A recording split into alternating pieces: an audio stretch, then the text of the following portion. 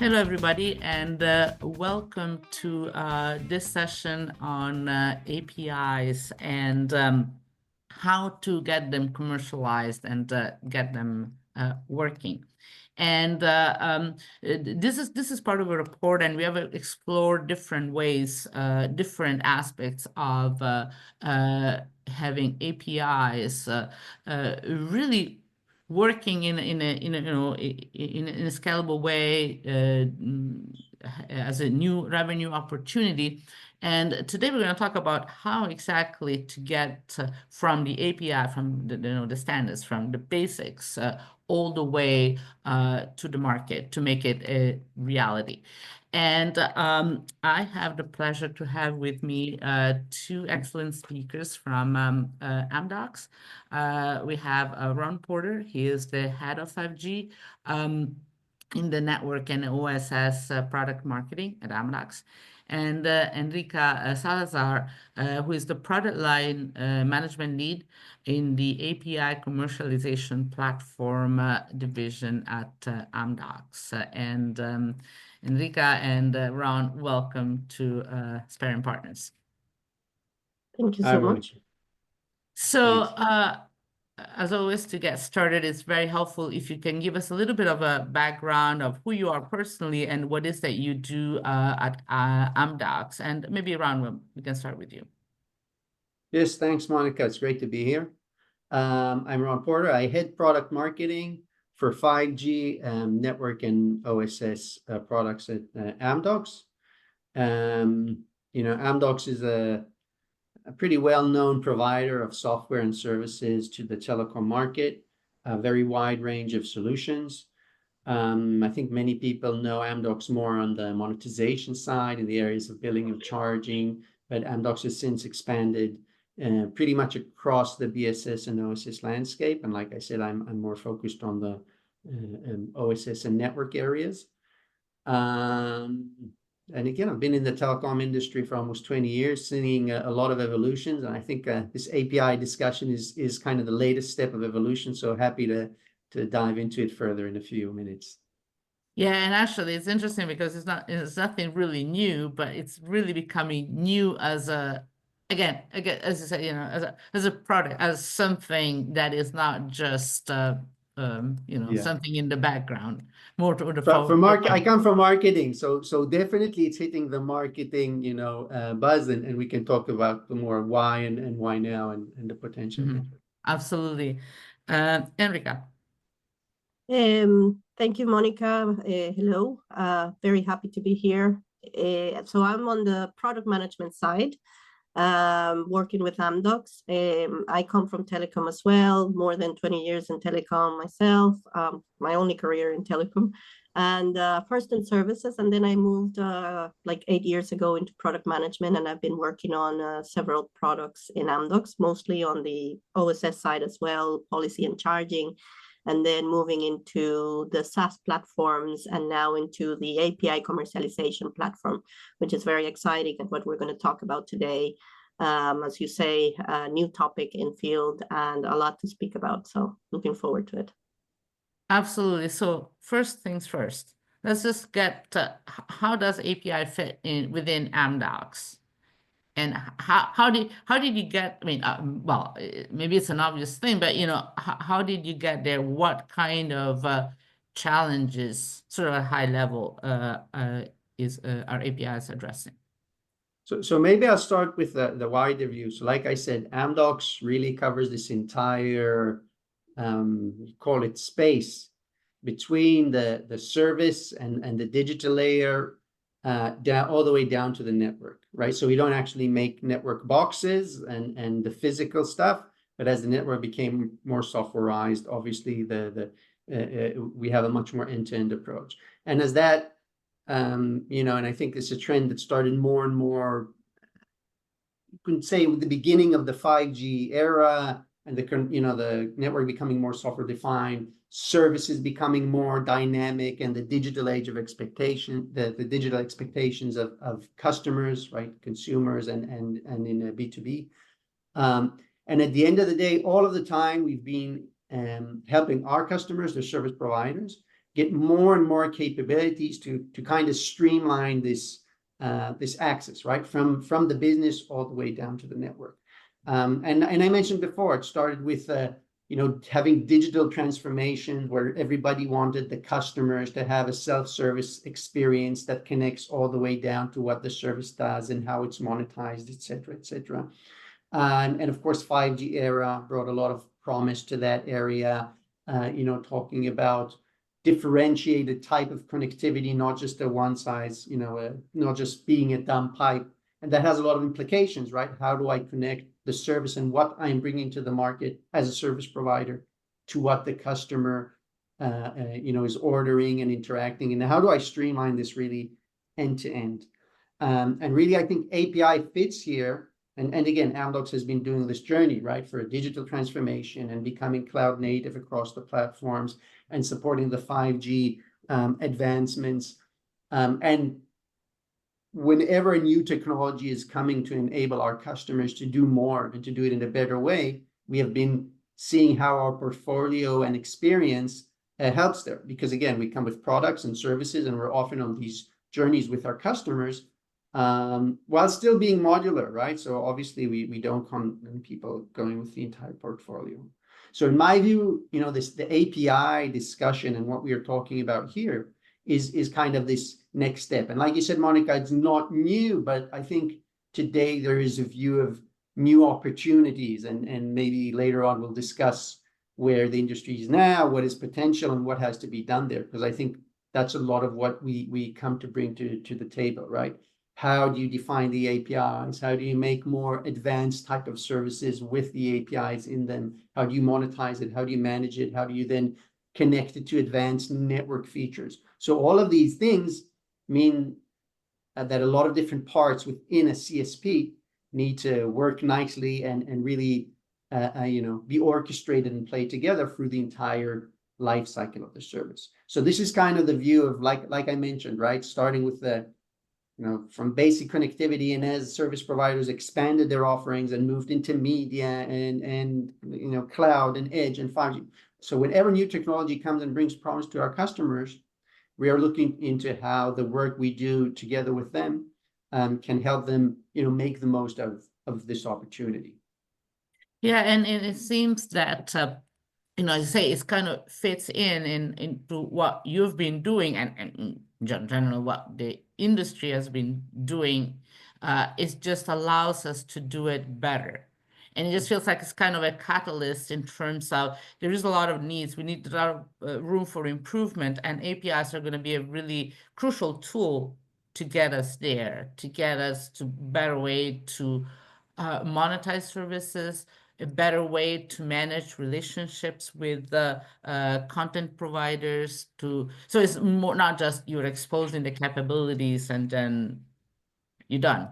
There is much more to do, and so it kind of it integrates well with what you were doing before. It allows you to do it better. Is that a fair characterization?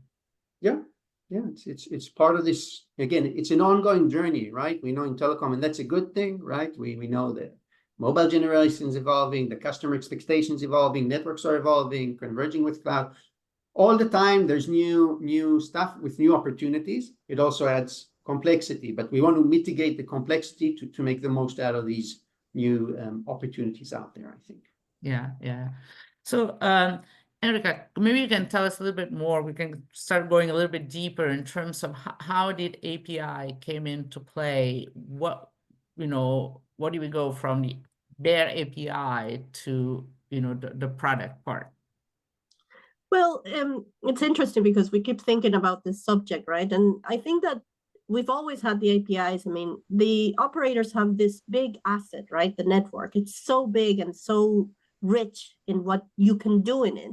But they were really blocked in the way of how do I get this big complicated thing into the outside world for everybody to consume, right?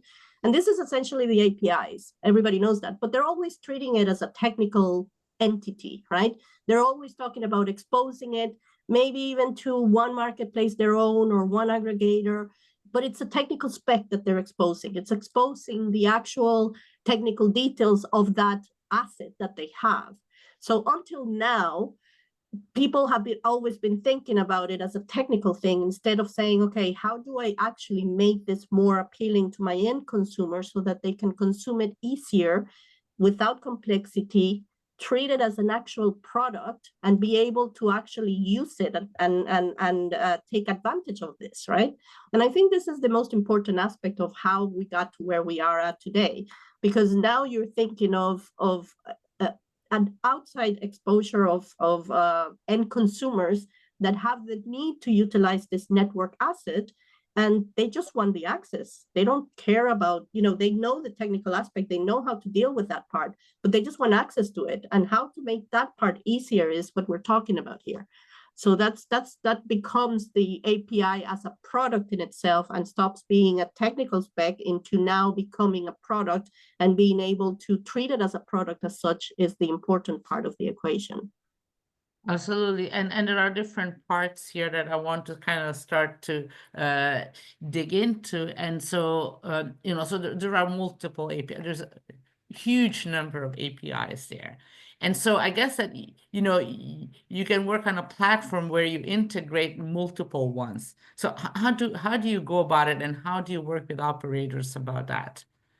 Because it's, we have all the GSMA network, Open Network API, Open Gateway APIs, but then there is TMF, and then there is others, countless others. Yeah, I think that the important part is that, it's very brilliant that all the operators have come together to now set some standards for this, right? Because it removes the whole thing that we did with 3G and 4G, where we didn't know about it and everybody was creating their own specifications and their own ways of communication, and every project then took endless amount of time in order to create or consume. And that's why the digital transformations took 5 years and 10. But now we have the Camara APIs, which are a set of standard APIs, and all the operators are aligning to that. We have the TMF APIs that are being defined as well, and create a specification where everybody aligns to. But it doesn't necessarily mean that we're limiting the exposure of the APIs from the network itself. Every operator has a different network topology. And as such, each network in itself can create more than those APIs. We will continue to oblige by the standards, because it's important to assure that everybody's going towards the same standards to continue working with. But the innovation comes from how do you create more APIs from the network and expose them to your customers, right? So it's not only about the Camara APIs and the TMF APIs, it's also about enabling any type of APIs that you can expose from your network that will offer a value-added proposition to the end consumer. What can you do in your network that is so specific that you think that your consumers will use and that your consumers can create a benefit from, right? So we are treating it as an API product, and you can create as many products as you want, including the Camara and the TMF ones. Yeah. So then, I guess the APIs is just the standard part is the opportunity to innovate. Whether you take it or not, it's step number 2, so to say. And so your APIs are integrated in your NaaS platform. Maybe can you? Maybe I'll share a little bit about. Sorry for jump, but I'm thinking just to put things into context, because like you said, APIs are not new, and Enrique also mentioned it, and we know that some APIs are, by the way, are monetized today, right? We know the CPaaS players and the more basic APIs, I think, are already monetized. But again, looking to the telecom industry, I think one of the I don't know if challenge is the right word, but one of the issues is the fact that CSPs, I think, feel that they are not in the appropriate place in the food chain, right? In the value chain, right? Because many of the APIs come from them, but there's CPaaS players, there's others that are here, and they look at the hyperscaler, the public cloud, which is all about APIs and the monetization, right? I think that's very a North Star vision of where the telecom industry wants to go, in the term of how we operate, the service we put out there, and also again, where our customers or the CSPs want to put themselves in the value chain. And maybe I will share a bit of a high-level diagram of what we saw as the needs. So I hope you see it clearly, right? Because I still see your other meeting. Yes. This. Mm-hmm. So this is, our approach to API enablement and commercialization. And, before I talked about what Amdocs has been doing for years in the telecom industries, and much of that fits here into these layers, right? So you just mentioned, Monica, the NaaS, the network as a service layer, which is all about, right, having this, this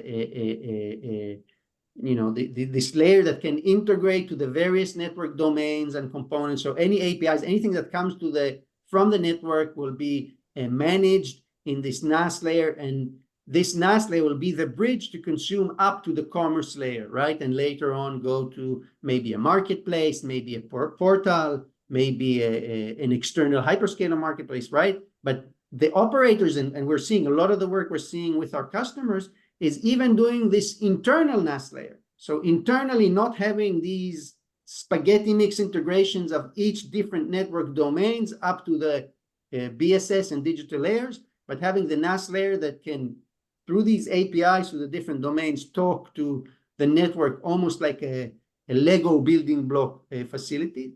And then you can evolve to the more advanced APIs and services we're talking, right? If we're talking about like quality on demand that might connect to network slicing, you must have this holistic NaaS layer. Or if you're talking even areas of edge location, edge utilization. So this gives you some opportunity for more advanced use cases that you can then expose further on, further up this chain. Above this, we see the API commercialization, and we'll talk a little bit more about this. How do I monetize? How do I charge the APIs? How do I manage consent? And again, we'll talk maybe a little bit more about this, handling the orders and the order fulfillment, etc. And on the top, we have the API marketplace, which is like the front end of how the end user, be it somebody internally in the CSP, or an external partner, or a hyperscaler, or whoever has to interact, will have this marketplace front end. And again, Amdocs, luckily, we have these capabilities if it's on the digital engagement, which could be a marketplace or a portal or an app. So we have this here. If it's in the commercialization for our order, commerce capabilities, monetization capabilities, charging, etc. And in the NaaS layer, which comes from our OSS network and service lifecycle management and automation. So, the ability to put all of these together while still, so we have end-to-end knowledge, but we still have, the modularity, right? So some customer might just want the NaaS layer, some would want to focus on the marketplace, and some more on the commercialization, and it's fine, right? The industry is all about standards and openness, but having the end-to-end knowledge is key. And on the side, you see the different areas where we would talk to and work with partners, right? Because again, we talk about network as a service, but there might be a network exposure function from a partner. That's fine. Might be API management tools from other third parties, which can be part of this. And you mentioned the GSMA, Open Gateway, etc., or any other of the many initiatives. And I expect towards MWC in Barcelona every year, there's more announcements. So there may be more initiatives or other, channel partners, etc. And essentially, I think the main point we are trying to put here is that, it's early days. Different customers are exploring different go-to markets, and it might be different for different types of APIs and types of services. But we want to help our customers, streamline this end-to-end goal with whatever they need at these first steps, right? And I think every operator has a different path and is looking at focusing in different areas. So this was a kind of holistic, very wide introduction, I think, of our approach. It's a lot to unpack here. We could be talking about for hours about it, but let us start with sort of the foundation, because, as I API is great. It's a standard, it's a spec, but you need to actually do something with it. So before, we even get to the application developers and ecosystem, what is that an operator has to do, what is that they need to have in order to make sure that they put themselves in a good position to use APIs? Is there something that, in terms of like their ability to charge? I mean, they're sort of core abilities so that then they can productize. So I think it's from two directions. Obviously one direction is also the business drivers, and what do I think is from the commercial perspective, what do I want to sell, and how do I want to leverage the assets that I have, right? And a good example for this is, we've been talking about 5G slicing and edge for quite a few years. The commercial potential has not been fulfilled. Now, part of that might be because, these are complex things to manage, but even if you manage to operate them and you have some of the infrastructure there, it becomes complex to sell it, right? How do I sell a slice? Do I sell a QOD? Do I sell an edge or part of an edge, right? An edge is much more sensitive than cloud because the capacity is much more limited. How do I expose it, et cetera, et cetera? So API have a potential to tap into those, right, growth areas. So this is from the business perspective. And the other areas touches to some of the capabilities I talked about before. And I mentioned before, right, we have customers that, and I mentioned before the NaaS layer, which everybody automatically thinks NaaS as, I'm going to sell you direct access to my network.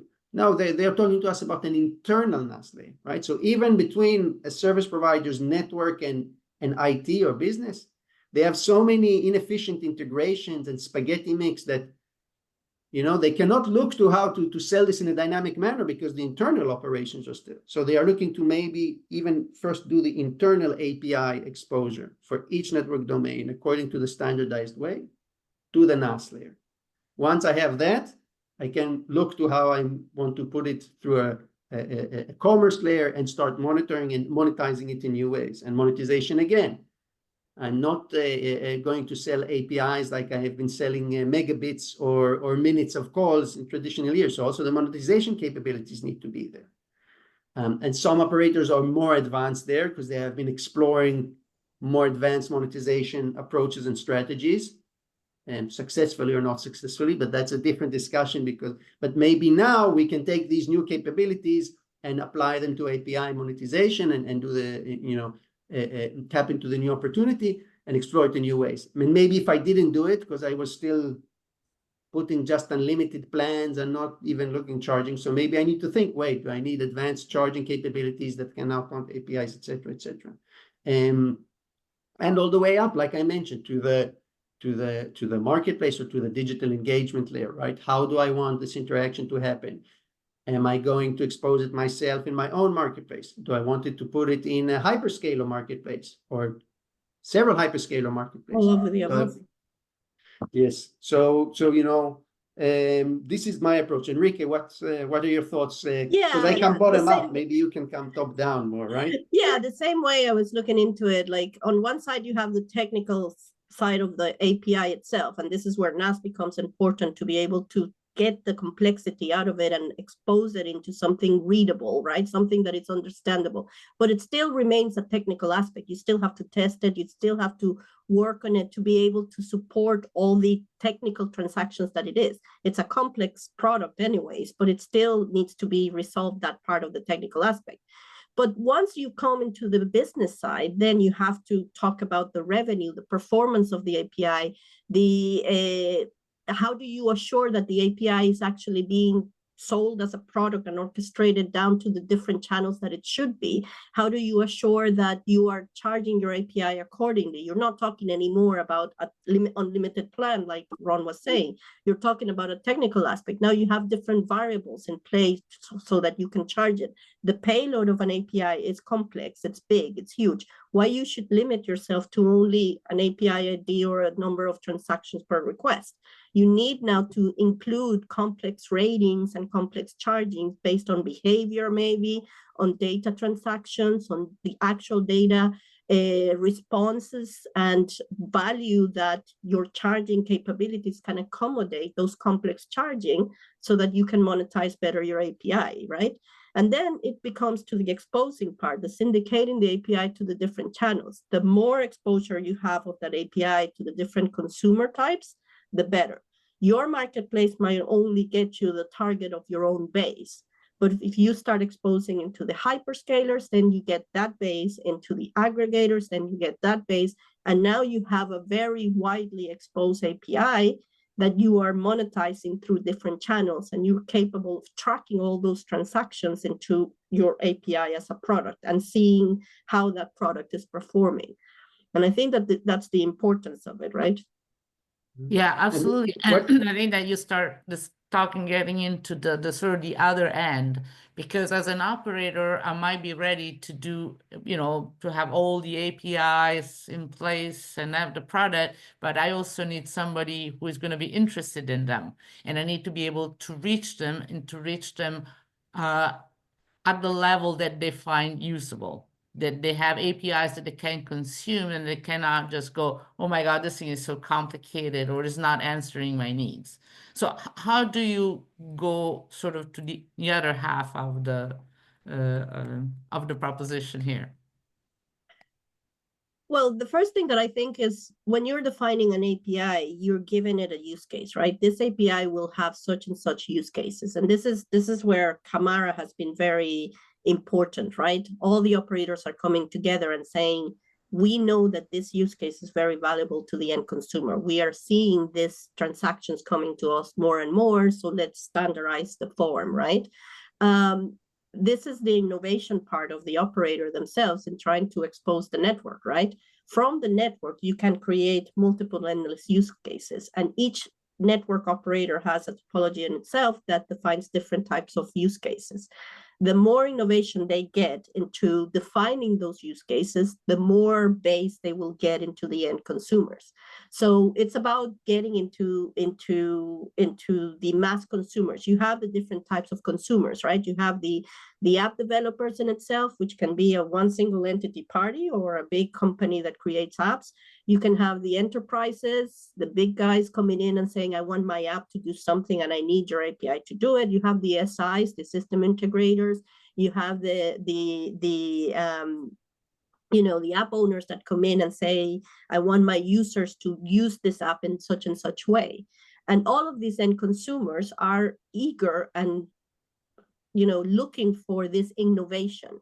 Some of them will actually give the operator and say, I want to get this information out of your network. And the operator will be looking at it like, I've never thought of that. This is brilliant. This is genius. This is a new use case I can actually promote, right? And this is why it's so important for them to get access and for the exposure of the API into the multiple channels, because the more end consumers that come in, the more innovation they will get out of the network. I mean, it's brilliant. It's opening to the whole mass what they can do with your network. And now it's up to you to expose it in a readable format that they can actually benefit from, right? Yeah. Maybe one thing. Sorry, Ron, go ahead. Yeah, so just to complement on that, because we keep talking about, we talked about the technique and the functionality, but it's also a matter of the approach of the agility that has to be inside the service provider, right? Yes, and it connects to existing capabilities, and agility is not a new thing, right? Our customers are always looking to have things more agile and more advanced. But the need wasn't always so urgent. And just like Enrique mentioned, now if developers or a new opportunity or a new app say that, a new app comes out now that needs the specific positioning and validation from it, let's look at what APIs that they have to leverage them. If an operator comes and say, okay, I need to go now and I need 6 months of coding and then maybe I'll launch. It doesn't work like that, right? And this is part of also why we talk about the importance of the internal processes, right? That you can respond fast. And even if, we take the example of charging, because if I launched it and now I'm saying, wait, I'm not monetizing it in the optimal way, right? Maybe if I change to a subscription plus usage, maybe if I change how I want to charge for this API, it will be more attractive to market it, or I'll make more money. Again, I don't want now to go to my vendor and have 3 months of code from that vendor to update the charging plan. And this is what I said, that a lot of the capabilities in Amdocs that we developed in-house throughout the portfolio that I talked before, having like low code and no code capabilities that you can easily configure. You don't have to code, you can drag and drop and leverage more and more Gen AI that we have been implementing into our products, for example. So you can say, talk to your products, I want a new plan, and update the pricing, and it can happen in a very much more fast manner. And this will be the true way that you can stay on top of the business needs of the market. And Enri-k just mentioned the very wide, diverse types of markets you address, right? And whoever comes to consume the APIs, be it partners, enterprises, B2B2X models, hyperscalers, and maybe other operators, right? Because if we are starting to talk about more global stuff, the ability to respond to this quickly is crucial, as well as the ability, we call it the try and fail fast. I try something with APIs, okay, it didn't work. I tried it for 3 months, 6 months, right? And I think, again, I keep saying, we see the hyperscalers doing it all the time, right? The amount of cloud services, right? They launch, it didn't work. Okay, then they move on, and this worked, and it's great. And then they adapt it and offer some additional innovative pricing, and maybe now I'm going to offer a pricing that can use my resources that are not utilized, right? You see, there's a whole bunch of options here. The way to connect these business requirements down to everything we are talking here, this is one of the true, I think, exciting things we are seeing.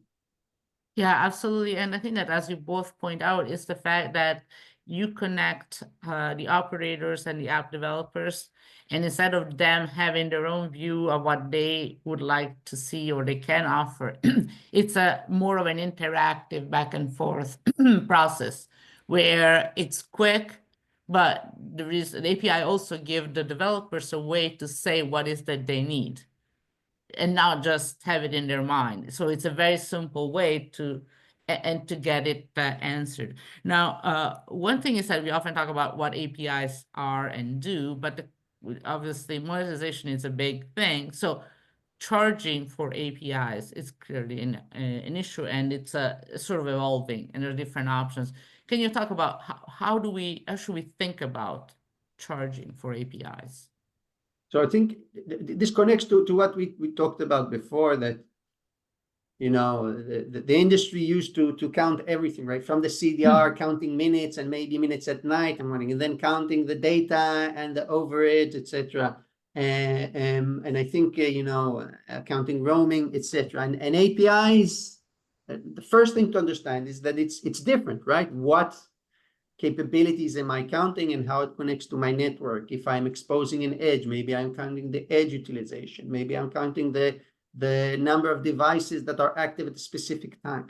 So essentially, I think one of the main things is to have a charging engine that has the flexibility and dynamicy and advanced capabilities that you can, both connect to many more triggers, right? That might come from the network or might come from, a whole number of places.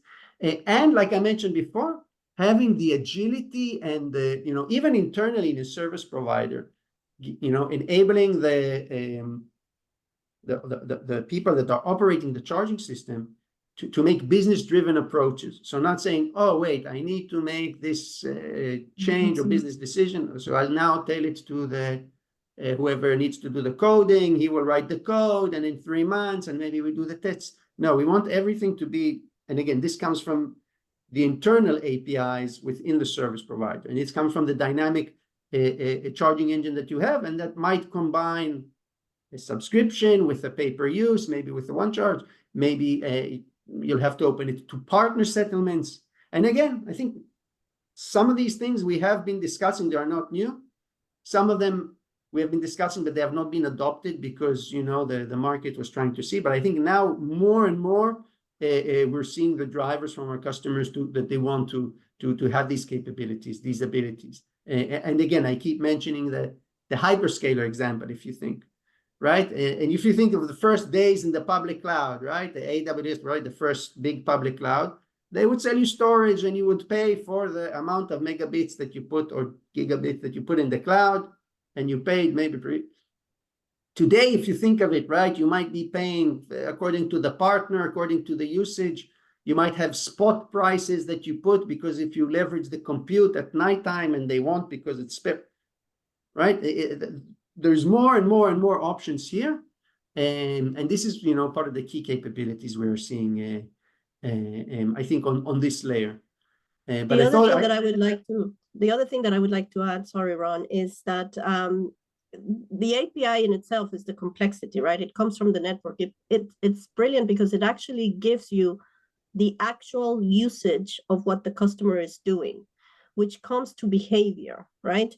Charging systems, the complexity of charging systems, a lot of the operators today are just charging by transactions because that's what the charging systems can do, or maybe tiers, or maybe revenue share, that's it. But when you start thinking about the APIs and what they can offer you as, behavioral patterns, data that comes inside the API, and thinking of the possibility that you can actually charge and create charging models based on that, it becomes even more important for the operator, and especially for the end consumer, because the end consumer is more interested in the behavior of that API in their app than the transaction itself. And you can actually create more charging models that are adapted to what the API use cases, right? Based on those behaviors, on the data of coming inside the API. And then the last thing is the scalability, which we cannot leave aside. Scalability is super important for the monetization because we're coming now into an API as a product. The API has many multiple transactions, millions, billions, trillions of transactions, which now becomes scalability issues. And now you're going into online charging as such, because you need to support the millions of transactions that you have. So you need a very, very strong charging engine behind the core to be able to support a formal, proper monetization structure for the API as a product.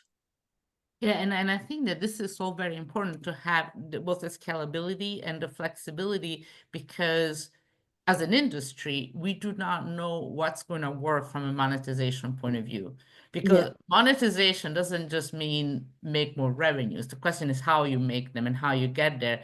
And unless you have a compelling proposition, it doesn't matter how good your product is if you can charge it in a way that it's meaningful and attractive to your end customer. Absolutely. You can have all the And that's why the APIs in the use world. case is so important. Exactly. Yes. Yeah, otherwise you're just, you're not really going there. So, and I guess that there is, even for the same API, you might want to charge for it in different ways for different services, for different countries, for different applications. So it's not one API, one charging model. It's a many to many. And so and probably, but and probably again, and this touches to what we talked about before, what we're seeing already today with APIs.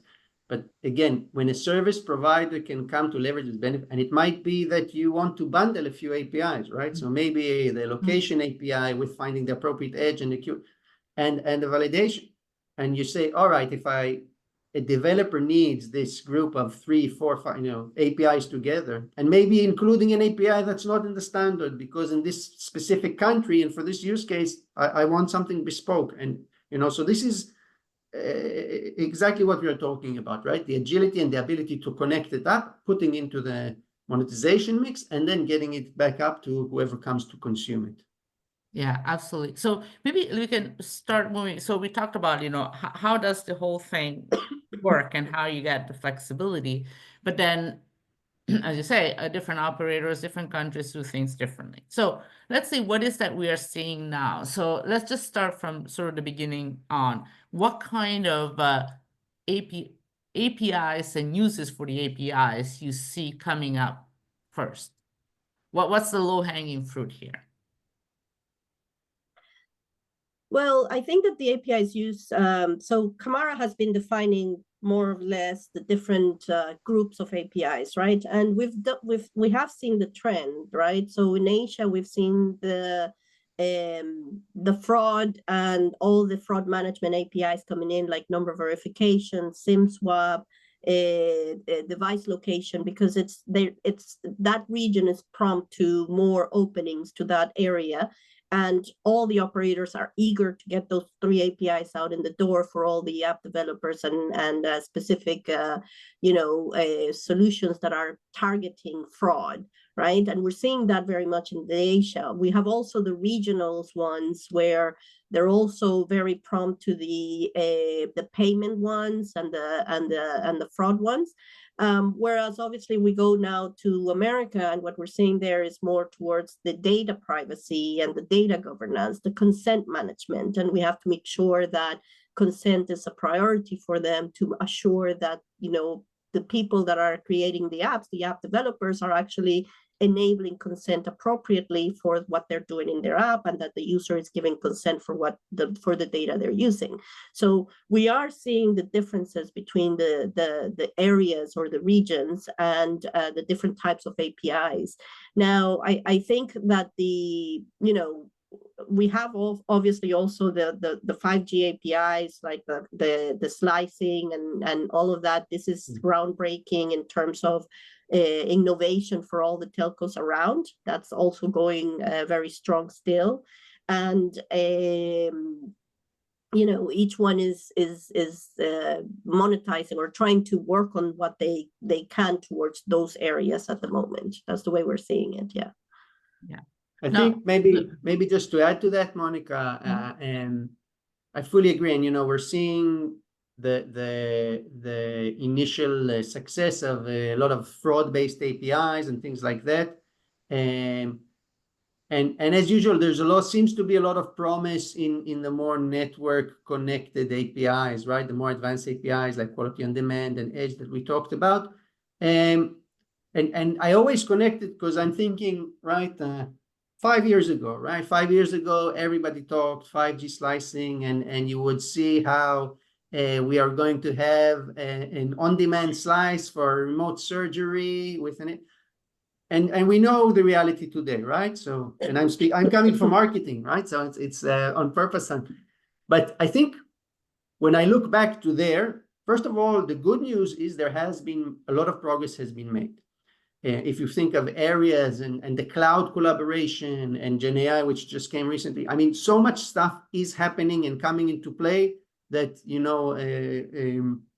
even for cynics, it makes you think differently. But when I think of the complexity, talking about 5G slicing in the beginning, one challenge there was the fact that it's a very different way to work with a network. Right? You have to start looking cross-domain, focus on the service. And it was a different way of operations, because before we looked at every pillar in the network on itself. If everything worked, we knew it worked, and it provided the connectivity. And I think, once again, the industry made a lot of advancements there. And Amdocs, we have a lot of customers we work with in this kind of end-to-end orchestration, focusing on the service need. And a lot of progress is made there. Having some initial operational benefits before starting. And now exactly the APIs will be like the complementary version that start to enable you, how do I expose this outside? How do I enable it to be sold? And we say exposed, it's not only to sell, maybe it's also to expose where you can do it, how you can do it, right? Because probably if you want the gaming grade, sub 5 millisecond connectivity, maybe you cannot get it anywhere. But that's another thing we may want to expose, the performance, or where you can or where you cannot, or maybe how much it will cost you in different places. So again, some of these things are more closer, some are more advanced. But again, I think the huge industry on this topic for me is a great optimistic sign. Absolutely. But now I want to ask you one question, because clearly, like fraud is nothing new, and, there are ways to cope with it, but API promises to do it better. So maybe you can tell us, what is that API can do that we couldn't do before without APIs? And how do you, and fraud is one case, but we can use another one. So my understanding is that there are some APIs that are clearly, have fraud in mind, like the ones related to eSIM and things like that. But I know operators are using them, like the QoD or the location ones, for fraud, which, is the QoD fraud. What's the relationship there? So again, and I guess it goes back to the fact that you have a product for fraud, which is not just one API, but putting them together. So what is that API can do that you couldn't do otherwise? Or is there any? Or is it just doing it better? I think conceptually it's mainly this, it's enabling this layer, right, from the business or the user or the consumer down to the service provider assets, all right, in a more simplified and streamlined manner. Because like you said, fraud is not new, and maybe before we could do it and exposed, and I don't know if the credit card company or app developer came and said, all right, I want to get this information for.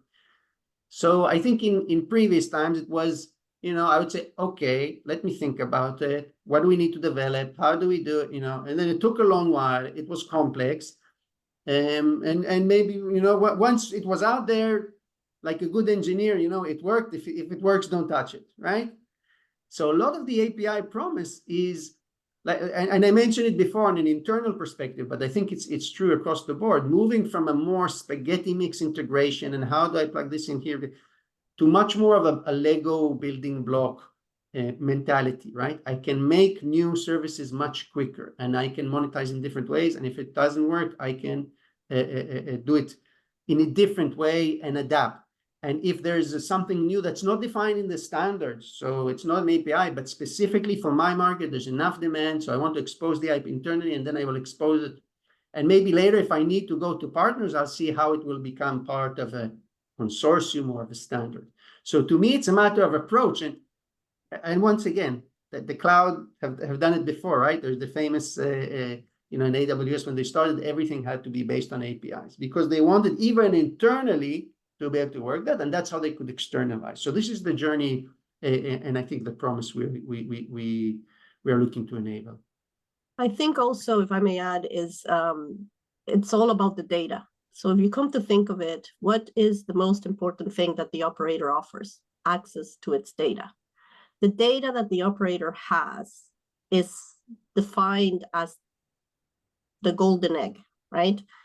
Access to that data is what enables that anti-fraud that before wasn't there, because those assets are so complicated that giving access to it, they were safeguarding it as their precious lives, rightly so. But now with the innovation and everything, and as Ron says, all the aspects that we're putting into safeguarding it, now you have APIs where you can track authorization and authentication and access and etc. that allows you to be able to give that data out safely and securely to the different consumers of it, right? So give or sell. Give or sell, whichever one. Yeah, exactly. You're actually selling it by selling the API itself. But it's that data that becomes so precious for the operators and for the consumers, what they actually need. Fraud comes from manipulation of data. I change the data and I'm able to do something, more or less. So now I'm safeguarding the data and saying this is actually the correct data. So it's limiting the fraud exposure by doing so. If you look at all the anti-fraud, know your customer, fill in, where is it getting from? The data from the operator. SIM swap, where is it getting from? The data from, like, all of them. It's data that the operator is holding that before you couldn't get access to because it was so complex and so safeguarded, and they had no way of exposing it without jeopardizing the safety of the network. Now with the APIs and the whole, ways that we do it with the NaaS and with the, authorizations and authentication, that's the importance that we give to it. And you're still safeguarding the data, but you're now exposing it in a safe way that you are creating these use cases for anti-fraud. That's and you're absolutely right, because the data, you think that obviously an operator provides connectivity, links, but the data is just as important because not every bit is created equal. So you need to know what kind of so the data is, and as I said, this was actually an asset that operators have not been able not just to monetize, Absolutely. just to use. I mean, now forget about Absolutely. Yeah. using it. Now, actually, you mentioned hyperscalers frequently. What do you see? Do you have a role? What is their role in the whole API new ecosystem? For the hyperscalers. Yeah, no, the hyperscale in the whole, to Yeah. either enable it or, is it just a model? I think that they'd want as much as they can. Again, I think it's no secret, right? The hyperscaler and telecom have become very close. I mean, today it seems like, yeah, it's always been like that, but right, it's something pretty recent, becoming very, very close. And like any relationship, there's always kind of a little, like cooperation. Also, where do we compete? And I think it's okay, and I think it'll be different from region to region, from place to place. We're seeing initiatives, right, where hyperscalers wanting to be the actual marketplace, right? We did in TMF DTW, their big conference every year. There's a catalyst. So like a year ago, we did this big catalyst with Microsoft and AT&T, Orange, and Telefonica, and how they all three of them expose quality on demand and location APIs in an Azure marketplace. So, and again, it was like early and innovative because it wanted to show the developer experience. Developers are used to going right to Azure, AWS, and what they need. And now they can go, and if they want a global solution, they could have a quality on demand from whichever provider they want, or location or whatever. And this was just to show the potential. So obviously this is one angle, and that depends, of course, on standardization, right? Because you want every operator to be able to put them there. And that shows huge potential. That's one angle. But then, like I said, the question, I'm sure operators would much rather sell the cloud resources in their own marketplace to their B2B customers than selling their network APIs in the hyperscalers. But I think, and maybe this also connects a little bit to data and what Enrique said, you need to analyze your business, the needs, and find how to collaborate here and how to expose and what to expose. And this is before I completely skipped about over the lower layer, that the cloud can be part of the network, right? So maybe now if I'm doing an end-to-end, it includes an edge from a AWS outpost to wavelength or Azure out, and the other way around. So once again, they can fit in many places in this stack, I think. Yeah. I also think that the hyperscalers, if you look at what hyperscalers are, right, they're basically, as Ron was saying, they're marketplaces connecting sellers to buyers, right? They have this big mass of buyers who are the end consumers, and these end consumers have different needs, right? And their needs has always been classified as, okay, I'm a hyperscaler, I sell cloud, I sell all of these assets, right? But now their own consumers are coming to them saying, but I want more, I need more. So now I need to go somewhere else to get that more. Why would I go somewhere else to get that more? And in fact, as a hyperscaler, if I can connect the seller to the buyer through me, it's a win-win situation. The buyer is getting more, the seller is getting more access to buyers that they don't have, and it's going through my pipe, which is what I benefit from. So I think it's a win-win situation on that sense.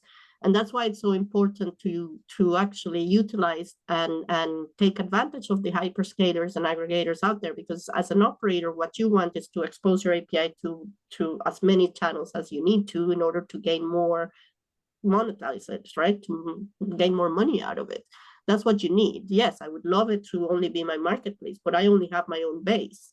What I need is to expand that base and get access to other markets that I can actually come into me. So this is where the hyperscalers and aggregators are becoming very important as well. Yeah, absolutely.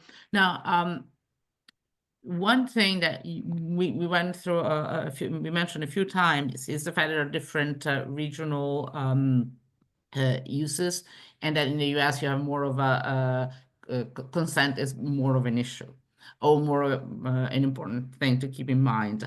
And I guess in general, there is a question of consent, privacy, security, which is, I would say, a big reason why operators have not been able or willing to share their data because of those concerns. So how are the APIs changing that? What is that we need to do more or better in terms of, consent, security, safety, privacy, that kind of stuff? So consent has been a very interesting topic, because what's happening is that if we go back to the data, right, the operators are using that data and actually giving access to other parties to that data, right? So in a way, who is the real owner of the data? It's actually the person that signs up to the operator. Enri-k Salazar, signed up to Vodafone, and Vodafone, I give you access to save my name, my number, my details, all of it. But now Vodafone goes and gives access to my data to someone else. I need to know that, and I need to have consent for that. Usually when you get the app, you get the T's and C's, and you start saying, and they're going to use your data from blah, blah, blah, and you go, okay, fine, I'll use this app and I'll approve it. But now we have a mass consumption of app developers. We have way too many to control. How do we know, or how does the operator safeguard that actually everybody in the end consumer world that has access to your data that you're rightly so giving through the API? How can you know that they have consent to use it?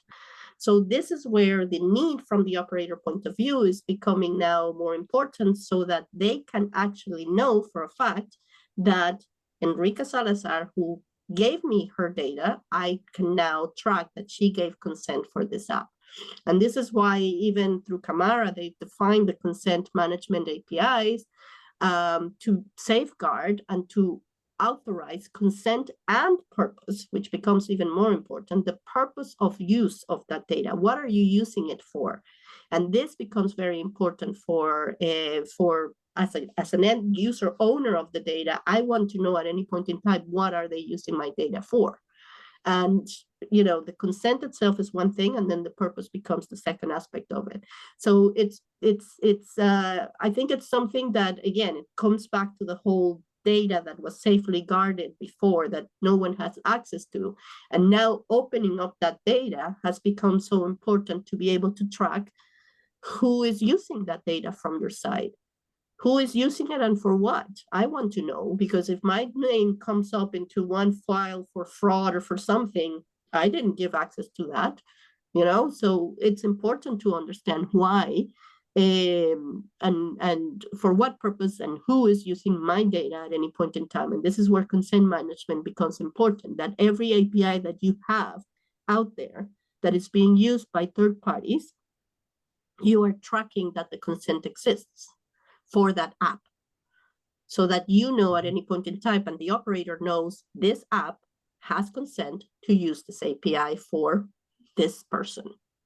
And as you say, consent is not a binary thing. It's not, I give consent or not, is what is that you give consent to. So you have transparency end to end, because you know what you consent to.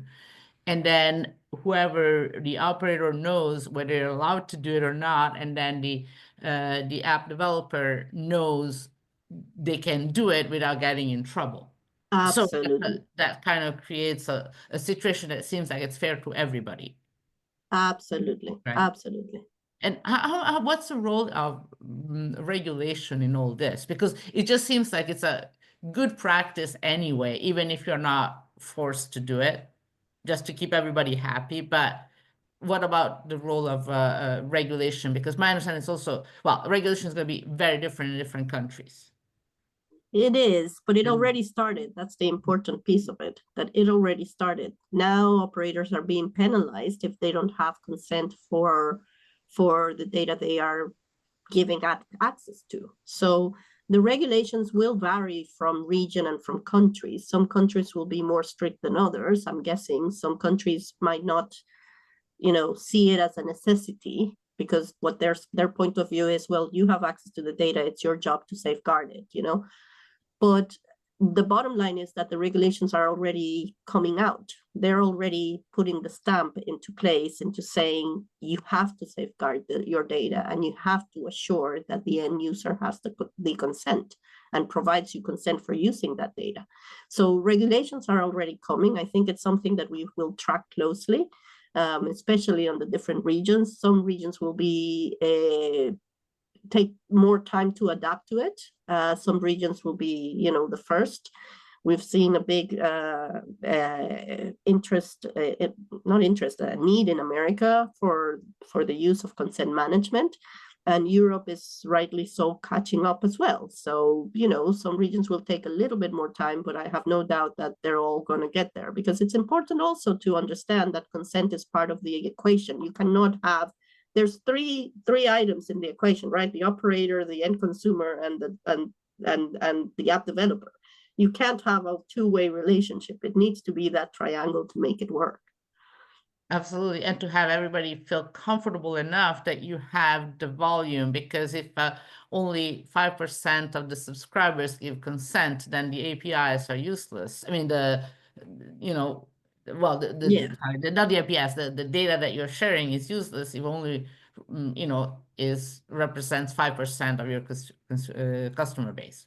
So you need a buy-in from everybody in the picture. So anyway, we are at the end, but before I let you guys go, and you've been incredibly generous in providing so much information, let's just have a look a little bit at the future, because we're just moving the first steps here, and we always talk about fraud, but what's beyond fraud, or what do you see happening, say, in the next 5 years? I think I started mentioning how 5 years ago we promised the on-demand slice for remote surgery. So, but I don't think it was practical. But I'll put it this way: I think the main thing, and what I do see over the next few years, and what we have already seen, is really advancements, right? So exploring, starting to go into more advanced use cases of APIs. This is on the one end. And also seeing operators, within the telecom industry, I guess they happen hand in hand, going on more journeys, a little bit like we saw, there was digital transformations, right? When operators have to move from everything being done from picking up a phone to much more self-service app, for example. So it took, and some operators were more advanced, others took some long, and over time the technology, became lighter and more, and today it's given, right? You don't expect that for everything you'll have to pick up the phone. You want the self-service experience. That's what we see. So I think a similar journey like that will be with the APIs, and it goes hand in hand, right? You can do more, and then your systems are more adapted to that, and then you can do a little bit even more, and you start to monetize. And at the end of the day, the reason I think it's hard to predict more specifically is because at the end, a lot of this will come down to the use case, right? I always give the example of Pokemon Go, right? Pokemon Go, the AR thing, and it exploded, and they made billions of dollars. Service providers saw nothing because it did fine with plain connectivity. Now, I'm not saying it's going to be gaming, but whatever type of application, or even more, would probably be applications, right? Plural, or use cases, and like we said, it can be different place to place. When these start to evolve, and if the money is there, everybody will jump on the wagon and see how we work with our partners, hyperscale or whatnot, to enable this. So for sure, that will be a very fast driver. And the other kind of unknown element / accelerator, not exactly unknown, is, again, we talked for an hour, and I think we mentioned Gen AI almost only once I talked about it, but that can be a dramatic accelerator, both as kind of a service, right? Maybe, again, now there's sometimes talk of GPU as a service, or a service provider may want to bundle it to partners or to enterprises if they have this capacity, but then I have to expose it with APIs, etc., as part of a service, but also as an enabler, right? If I have Gen AI in my systems, I can be more agile, I can configure faster, respond faster, my people are more enabled. And And again, this is also an area that's reaching a kind of reality, not a bad reality, right? So finding the balance of the value for money. So I think, for sure it's going to be exciting times. I doubt we will have the same discussion here if we meet again in 5 years. You're not going to I think get bored, it's all for about sure. self-serviceness as well. Yeah, I think it's all about self-serviceness. I mean, if you think about it, right now, the end consumer is still in a waiting place. The actual app developer is still in a waiting mode. They're still waiting for the operator to expose that API. Operators should be looking at having the actual app developer define their own use cases and their own APIs the way they need them. You have a big data, which is your gold mine. If the app developer knows what they need, what is stopping them from getting access to it? Why do you have to still do all the work? If we start thinking the opposite way, and it's all about the end consumer. We started the network, and the way that the network started is everything was done by us. Now the end user, when they log in, they select their plan, they select how many minutes, they select whatever they want, they do it themselves. We have to start thinking in the self-serviceness of the app developer and what they need, and prevent the block of the operator to enable it. So who knows? Yeah. But again, yeah, it just opens a really wide range of opportunities, which is more than what the single API does. Absolutely. It's just like opening it up. Well, thank you, Ron. Thank you, Erika, and thanks for sharing with us your thoughts. It's a very interesting topic. Thank you for having just us. at the beginning. Sorry, go ahead. Yeah, just the beginning. Thank Thanks you so for much, having Monica. us. It's a pleasure to be here, Monica. Thank you so much, and thank you all for listening in to our conversations, and I hope you found it as interesting and inspiring as I did.